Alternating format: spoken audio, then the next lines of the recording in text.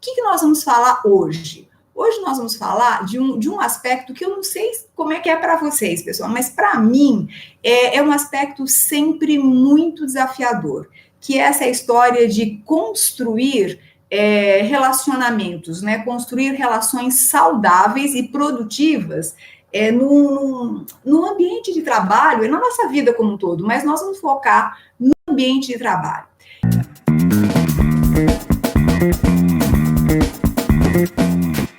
Então, há anos, né, eu trabalho com esse tema, seja porque eu fui executiva de empresa durante um bom tempo, depois eu comecei a trabalhar como consultora, e isso mais de 28 anos, né, que eu trabalho em consultoria, sendo sócia-diretora da empresa que eu dirijo, e fora isso também como professora, né, da ESPM. Mas, assim, como coach e vivenciando tudo isso, eu percebo que as relações profissionais são sempre um nó, né, um grande desafio, porque a parte técnica a gente consegue dar conta, a parte técnica é fazer um curso, é ter um desenvolvimento, é buscar informações, ela é muito mais fácil de ser resolvida. Mas essa parte relacional, eu vou dizer para vocês que é a mais desafiadora, e isso eu consigo ver em todos os executivos que eu trabalho, em todas as situações que eu trabalho, o quanto que essa história é séria. E os problemas são dos mais diversos e também as vantagens são as mais diversas, porque se eu sei ter um bom relacionamento, com certeza eu tenho vantagens em todos os sentidos. Se eu não tenho esse bom relacionamento, isso não é tão fácil assim, tá? Então, veja, por isso que eu resolvi falar sobre esse tema e tenho trabalhado bastante esse tema. O desempenho e o resultado estão absolutamente ligados a isso.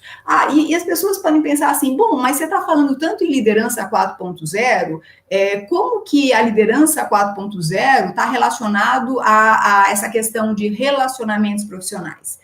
É totalmente ligado. Como os métodos ágeis estão interrelacionados com essa história de relacionamentos profissionais? Totalmente ligado. E vou contar por quê para vocês. Primeiro, porque a liderança mudou completamente, né?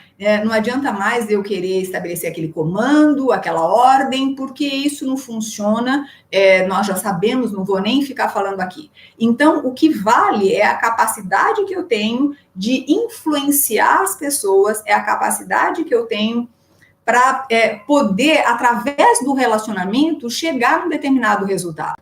Então, vocês imaginam que isso não é nem um pouquinho fácil, né? Porque eu preciso saber me relacionar. E onde que está o grande nó?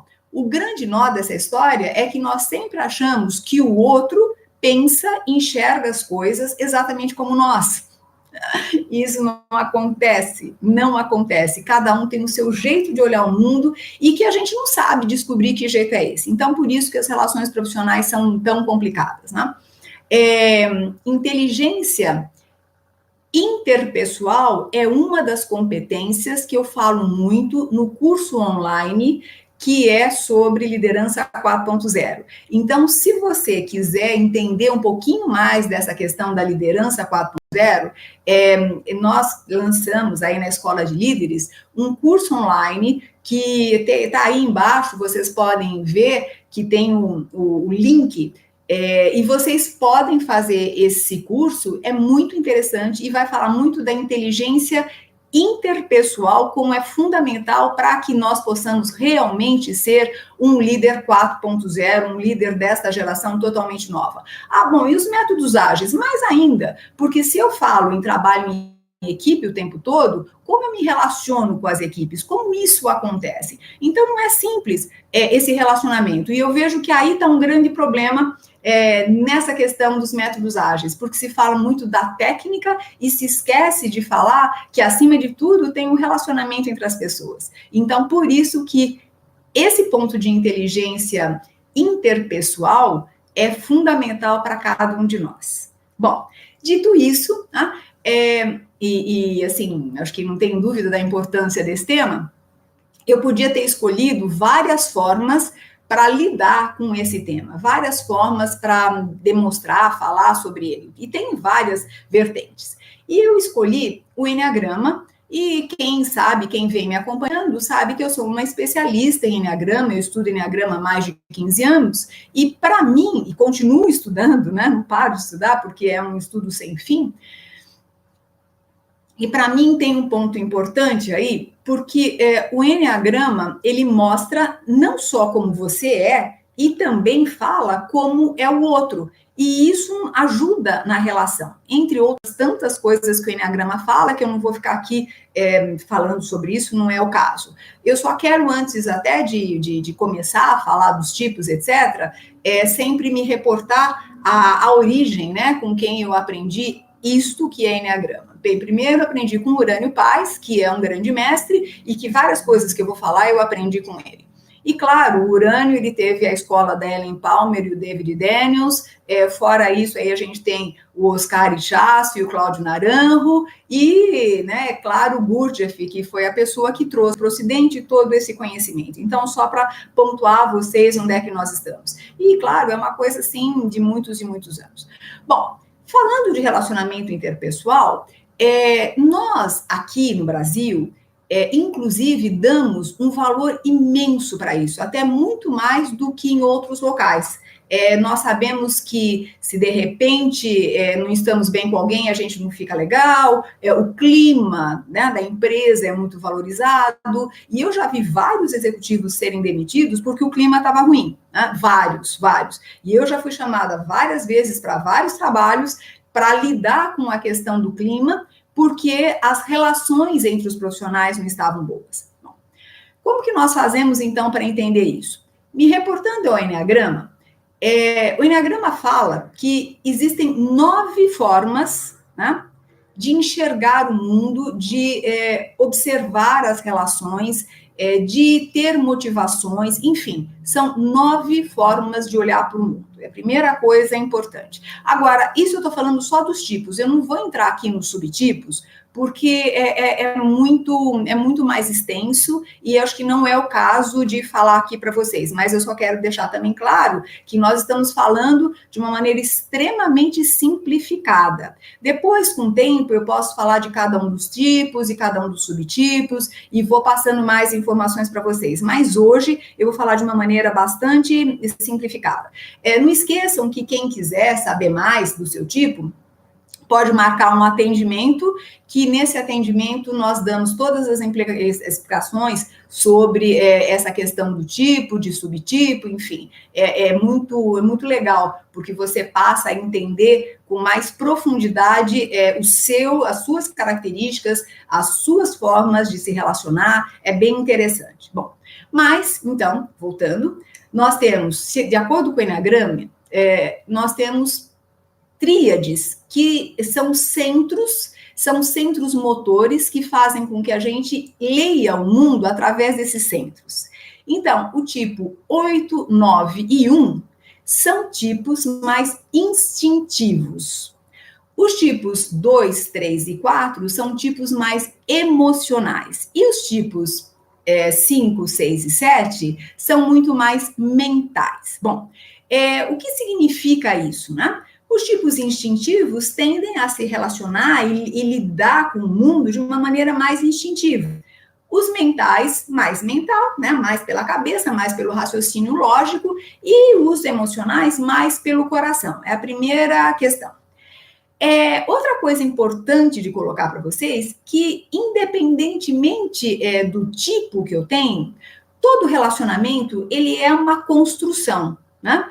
E nessa construção, na maior parte das vezes, a gente começa com a paixão, né? O Alexander Lowen, da Bioenergética, falava isso, né? Então, a gente começa com a paixão, a gente se apaixona, então tá tudo bem, tá tudo bonito, tá tudo maravilhoso. Depois, necessariamente, vem a desilusão, que é quando você enxerga a pessoa como ela é, e mais, claramente, você acaba enxergando a personalidade. Então, é aí que entram os tipos psicológicos. E se a gente consegue passar desse momento da desilusão, é que entra o amor, né? E esse amor não é só o amor de relacionamento afetuoso, mas é o que querer bem, é o aceitar o outro como ele é. Né? Então, veja, essa construção é algo que, se eu não tiver aceitação e se eu não entender o outro, fica bastante complicado. Né? Então, por isso que é importante a gente entender essas diferenças. Então, vamos lá. Falando da tríade mais instintiva, que é o pessoal que é tipo 8, tipo 9 e tipo 1, basicamente o que acontece? São pessoas que precisam, mas precisam mesmo, de algo que seja congruente, algo que seja, direto ao ponto. Eles não aguentam relacionamentos que não sejam de congruência, que não sejam de fidelidade, que não sejam de lealdade. Tá? Então, eu vou sempre falar as características da tríade, depois eu falo cada tipo em particular. Responsabilidade mútua e verdade são, assim, básicas para esse tipo mais instintivo. Eles são impulsivos, são assertivos e, às vezes, eles até podem ser percebidos como agressivos.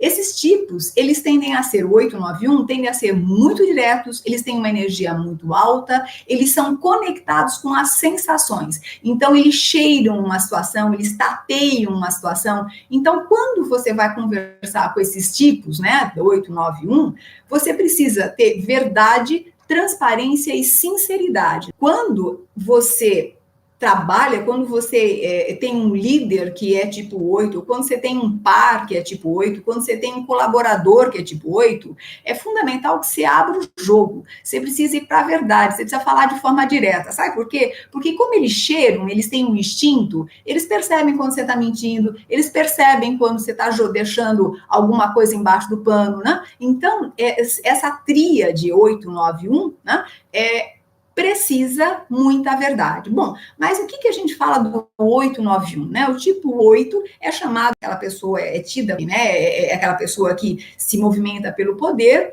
O 9 é aquela pessoa que busca a harmonia dos relacionamentos e o 1 é aquela pessoa mais perfeccionista. Só para vocês lembrarem um pouquinho disso, ou quem nunca ouviu falar, ouvir um pouquinho desses tipos, né?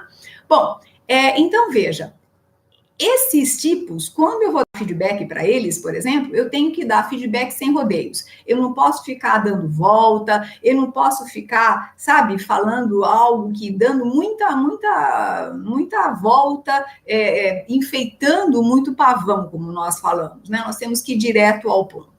Então, esse é o lado do meu relacionamento com esses tipos instintivos, mas tem a parte deles também, né? Ou seja, o que uma pessoa que é do tipo instintivo precisa fazer para melhorar o seu relacionamento interpessoal? Eles precisam treinar flexibilidade. Porque esses tipos normalmente são rígidos, né? O que do meu jeito é o melhor jeito, só tem um jeito de fazer a coisa certa, né? Então, ou seja, às vezes eles podem até achar que as pessoas são muito certinhas, e as pessoas não são, né? Nem sempre as pessoas conseguem manter aquilo que elas pensam e que elas sentem de uma forma tão normal ou do jeito que os tipos instintivos gostariam que fosse.